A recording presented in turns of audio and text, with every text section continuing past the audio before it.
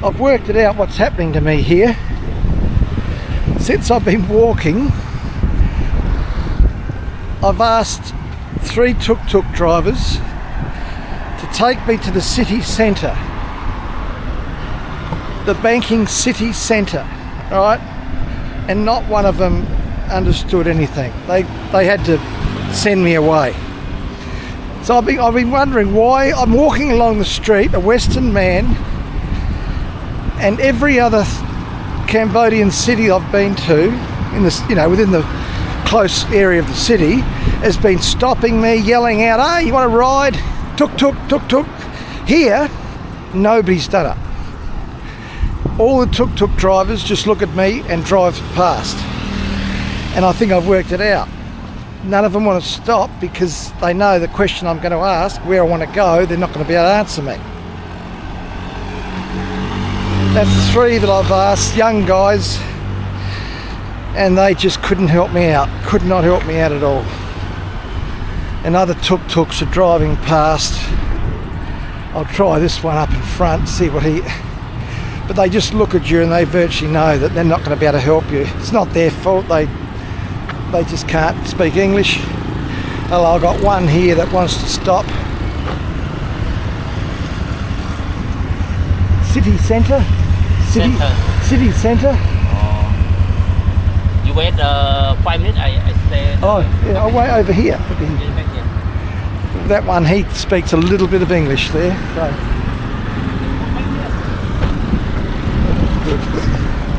So that's good. So far when I've arrived here, I've tried to set up a relationship with one of them that can speak English the first day. And normally they're very good. They'll come back and they'll take me out for 2 or 3 days, show me around. So that helps me and it helps them. They get a good deal out of it. And I've got somebody reliable who can speak a little bit of English and set me in the right direction, show me things of interest. Things that, just not standard tourist destinations that each city lives off of, but something different. I'll wait for this guy, he might come back to me.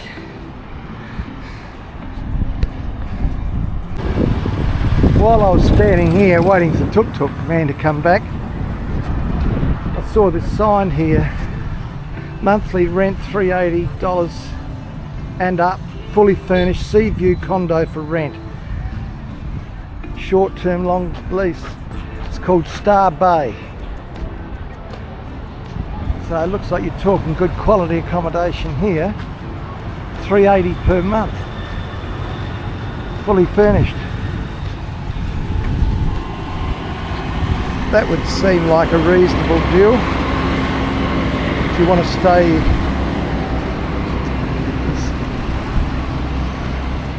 Sihanoukville.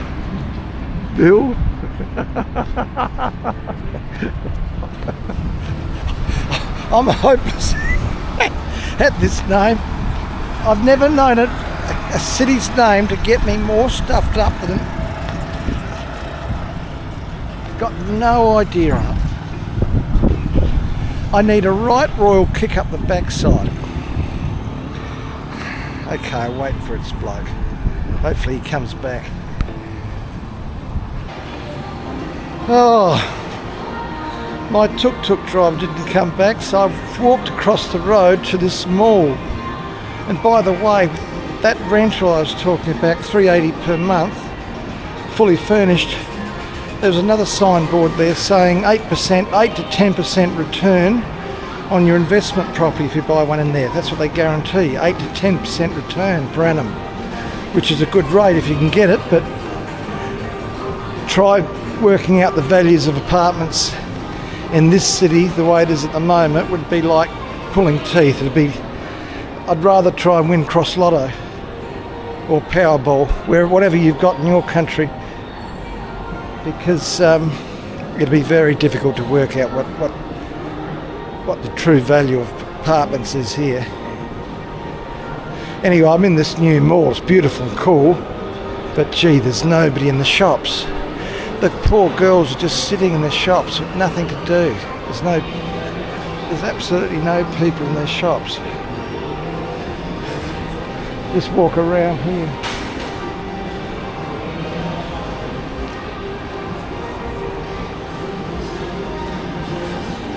I could try and get a drink here. I'm a bit thirsty. Here I'm still in this shopping complex. Shopping mall, it's beautiful. It reminds me so much of Hong Kong shopping centre. Any of the big Chinese city shopping centres, absolutely immaculate, but there's nobody here. The local Cambodian people are obviously just can't afford to come here or don't want to come here, or because all the girls in the retail shops are standing around. It's queer to watch it. How a shopping centre can operate like this.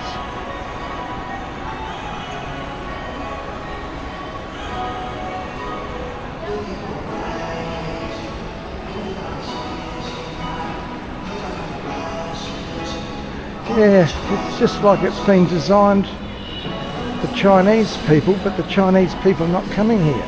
They're not coming to Cambodia. Anyway, I tried to find a bank in here. There was a bank, but there was a long line up. And I wanted to do a withdrawal, and I haven't got my passport with me. So rather than wait another quarter of an hour, I'll have to probably go to an ATM. See what I can get there. Well, it appears as though I've found the CBD, the central part of the city here. There's a massive roundabout there, and I went to the tuk-tuk driver, dropped me to the ABA bank, where I've just done a bank withdrawal at the ATM, and then had to go back into the bank to change the $100 notes down into smaller denominations, which they're happy to do, which is nice. So, as you know, I'm like a fish out of water in this city. I've never been here before, but I just look at things. When I walk around, I just look.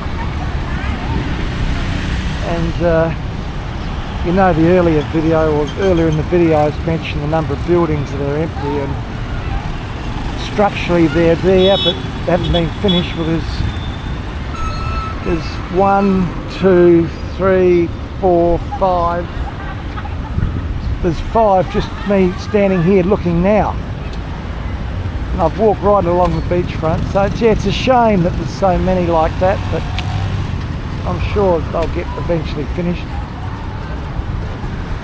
But yeah, it's certainly a lot different feel to it than Kampot and Siem Reap. It's got a bigger feel to it, this city. Everything's bigger. Everything's bigger. The banks are bigger. It appears to be just a busier sort of a business outlook here. Beautiful. I just met an army police officer here in Xi'an. My name is Fang Li Jian. China. He's from China. And I was looking at that car there too. The BMW looks beautiful, but this car's nice as well. Yeah. Gee, you do very well, sir. I don't know what happened there, but that guy in the car, he was determined to get my name, my phone number. He wants to keep in touch. It was just crazy. His poor wife's sitting in the car waiting. He wanted to get me on WeChat, so we've had to change WeChat numbers, trying to exchange them. He comes from Chongqing in China, which is the biggest city along with Tokyo, the biggest city in the world. I said to him, I've been to Chongqing, and for some reason he just went over the top. He said, oh, we must keep in touch. Oh, serious.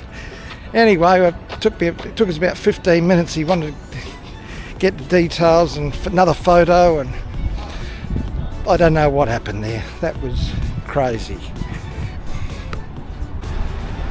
That guy was here, but there seems to be a big Chinese concert or something, big party going on here tonight, because there's a lot of red balloons everywhere dressing up. And I just come across this site here right on the beachfront, and they're digging out the basements now. A massive area right in the front of the CBD facing onto the waterfront, and yeah, I've only been here since late this morning, but I've walked around, and I think you can safely assume that the major backers of this city are Chinese, and that's what a lot of all this is devoted to, Chinese tourists coming here. It's so obvious now after being here just one day. Anyway, nothing wrong with that. It's a city, though. The city itself will make a lot of money out of the Chinese tourists. So see how it works out over the next 5 years. Yeah, I just tried to walk along that footpath up there, but the security guard over there stopped me. That's a private hotel area, and they've got rights over that footpath evidently. And so, because I'm not staying at that hotel, I'm not allowed to walk along that section. I've got to walk on the sand here. So I've given that a go. Walk along here for a while until I get past that hotel. Hopefully, then I might be able to go back onto the footpath. But yeah, that's a bit of a poor management, having a hotel buying the walkway along a major beach frontage like this. I don't like the sound of that. That is a beautiful beachfront. The sand is so soft and fine. I've walked along the front there, and it's just a fantastic beach. But this area here, I don't know, it's privately owned, I think.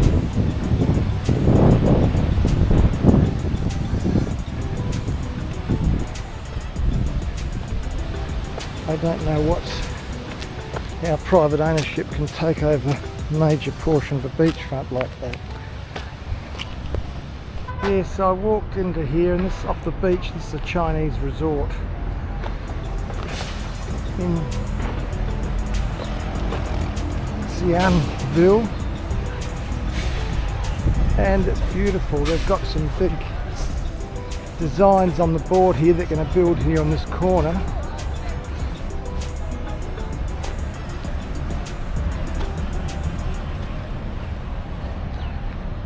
And this looks like what they've got planned for future developments here.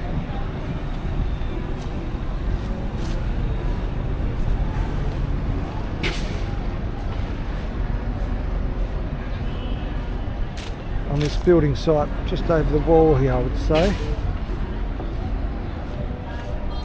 It's a monstrous area of land. I've just walked all the way off the beachfront through to here,